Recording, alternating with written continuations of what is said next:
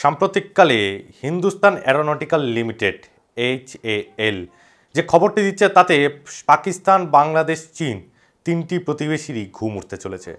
আজকে সেই নিয়ে বিস্তারিত আসবো। নমস্কার, আমি সুকান্ত মুখার্জি, আপনারা দেখছেন ভারত বার্তা। এই খবরে আসার আগে একটি যে সাম্প্রতিকতম যে ঘটনা এখনও অবধি ঘটে চলেছে, এখনও পুরোপুরি খবরটা আমাদের কাছে এসে পৌঁছায়নি, আসলে সেটা আমরা বলবো। যেখানে জানা যাচ্ছে যে মায়ানমারের একটি বিদ্রোহী গোষ্ঠী, যেটা রাখাইন স্টেটকে তারা চাইছে আলাদা একটি দেশ করতে, সেই আরাকান আর্মি তারা নাকি চীনের একটি বাণিজ্যিক কেন্দ্র যেটা মায়ানমারে ছিল সেটা নাকি দখল করে নিয়েছে। এখন মায়ানমারের এই যে গতিবিধি খুব ইন্টারেস্টিং জায়গায় যেতে চলেছে খুব শীঘ্রই, যেটা হলে আমরা আপনাদের আগে জানাবো।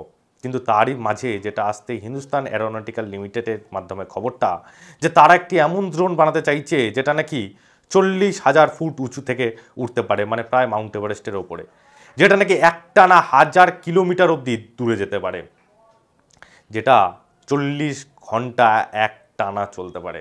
এমন একটি ড্রোন, যে ড্রোনটাকে একটি মাদারশিপ হিসেবে বলা হয়, যে যার মাধ্যমে নাকি 80টা ছোট ছোট ছোট ছোট আত্মঘাতী ড্রোন যখন তখন বেরিয়ে ধ্বংস করে দিতে পারে যে কোনো দেশ। এই 1000 কিলোমিটার মধ্যে যদি রেডিয়াস হয় তাহলে কিন্তু গোটা পাকিস্তান হাতের মুঠোয় আসতে চলেছে ভারতবর্ষে।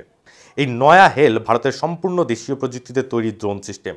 হেলের পুরো নাম high altitude long endurance drone program. তৈরি করবে হাল বা হিন্দুস্তান অ্যারোনটিক্যাল লিমিটেড। নাম শুনেই আশা করি বুঝতে পারছেন, একটানা অনেকক্ষণ অনেকটা উঁচুতে উঠতে পারবে এই ড্রোনগুলি। বেশি উঁচুতে উঠতে পারবে প্রায় 40 ঘন্টা, প্রায় 40,000 ফুট, মাউন্ট এভারেস্টের চেয়েও লাগাতার।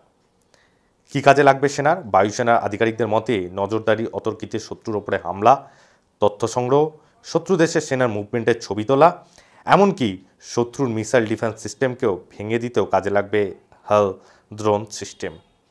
এই সিস্টেম এতটাই আধুনিক হবে যে একে প্ল্যাটফর্ম হিসাবে ব্যবহার করে এর থেকে ঝাঁকে ঝাঁকে ছোট ড্রোন হামলাও করা যাবে।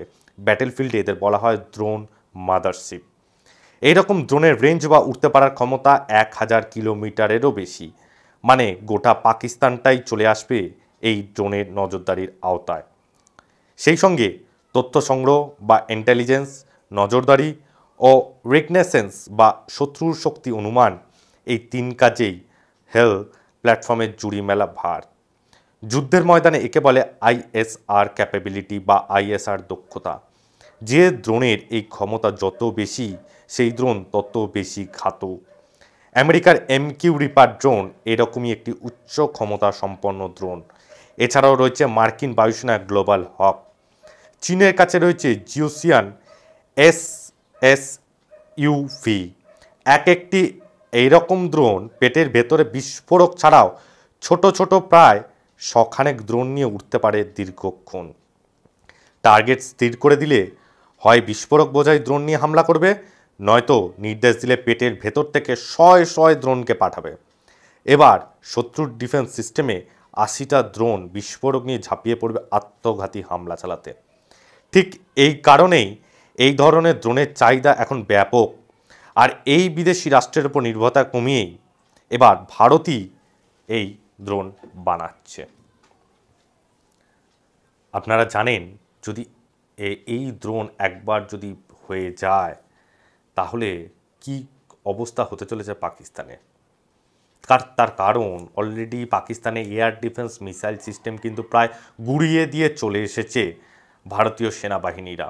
তাদের যে চীন থেকে কেনা যে HQ-9 বা এয়ার ডিফেন্স মিসাইল সিস্টেম, তাদেরকে বলে বলে গুড়িয়ে দিয়ে এসছে প্রতিটা এয়ার ডিফেন্স মিসাইল সিস্টেমকে।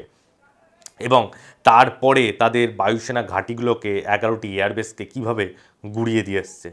এখন যদি তার মধ্যে আবার এই ড্রোন যদি আবিষ্কার হয়ে যায়, তাহলে পাকিস্তানের উত্তর থেকে দক্ষিণ, পূর্ব থেকে পশ্চিম সবটাই এই ড্রোনের মাধ্যমে অনায়াসে শেষ হয়ে যাবে। এখন দেখার এটি কতদিনে আসে। আমাদের কাছে যতদূর খবর, যে এটি 5 বছরের মধ্যেই, এটা এখন প্রোটোটাইপে আছে, 5 বছরের মধ্যেই এটাকে লঞ্চ করা হবে এবং 2035-এর মধ্যে হয়তো এটি যুদ্ধক্ষেত্রেই ব্যবহার করা যাবে, কি হয়তো তার আগেও ব্যবহার করা যেতে পারে। যাই হোক, এখন গতিবিধি কোন দিকে যায় আমরা নজর রাখছি সেদিকে। আপনারাও দেখতে থাকুন ভারত বার্তা।